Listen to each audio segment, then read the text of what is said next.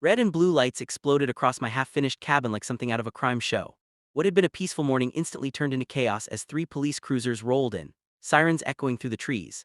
I lowered my hammer, slowly, disbelief pounding in my chest as officers stepped out, hands hovering near their belts. And right behind them, wearing a triumphant grin like she'd just taken down a criminal mastermind, stood Brenda Harrington, president of the Maplewood Estates HOA. "That's him," she screeched, stabbing a perfectly manicured finger in my direction. "That's the squatter illegally building on protected HOA land."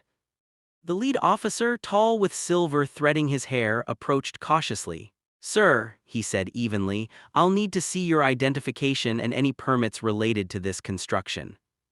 I reached into my back pocket without rushing, pulling out my wallet along with a thick folder I'd started carrying everywhere thanks to Brenda. "Officer Davidson," I said, reading his badge, "there's been a mistake. This is my land." Brenda stormed forward, her face flushed with rage. "Ignore him. This entire shoreline belongs to Maplewood Estates. I have the paperwork to prove it." Officer Davidson raised a hand to silence her and began flipping through my documents. As he did, his expression slowly changed. Deed, survey, water rights dating back to 1922, his eyebrows climbed higher with every page. Finally, he looked up at Brenda. "Ma'am," he said calmly, though his tone made her stiffen, "these records show that this gentleman owns not only this parcel but the entire riverfront from mile marker 7 to mile marker 12, including all water access." Her mouth fell open. But this spectacle didn't begin today. It started 3 months earlier, the day I broke ground on the land my grandfather left me, 20 acres of untouched lakefront he'd purchased in the 1950s. My property bordered Maplewood Estates, a gated community built decades later, but it was never part of their HOA. I'd dreamed of this place for years. A modest cabin powered by solar panels, a wraparound deck overlooking the water, a small dock for the fishing boat I bought last summer. After 20 years behind a desk as a software engineer, I wanted something tangible: quiet mornings, wind in the trees instead of traffic and deadlines. Trouble arrived on the second day of construction.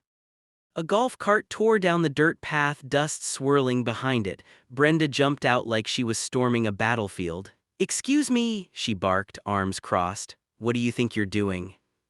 I wiped sweat from my brow. "Building a cabin. Can I help you?" "This is HOA property," she snapped. "You can't build without board approval." "It's not HOA property," I replied evenly. "It's mine." She laughed sharply. "All lakefront land here falls under Maplewood Estates jurisdiction. Whatever scam you're running ends now." From that day forward, she made it her mission to stop me.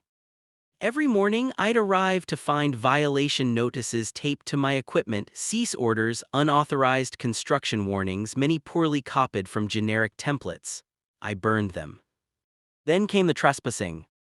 My trail cameras caught her sneaking around, photographing everything, measuring ground like she was starring in her own low-budget investigation show.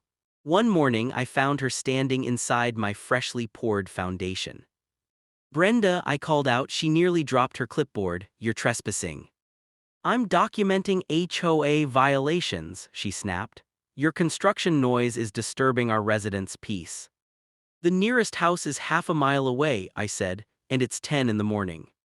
Her lips tightened. "Our lawyers will handle this." They never did. Instead, she escalated, bringing board members, staging inspections, even introducing a so-called environmental compliance officer who looked suspiciously like her nephew in a polo shirt. The final straw came when I found new signs hammered into the ground: "Private property, Maplewood Estates HOA." That's when I started carrying my documents everywhere. So when Brenda returned that afternoon, smug and confident, I was ready.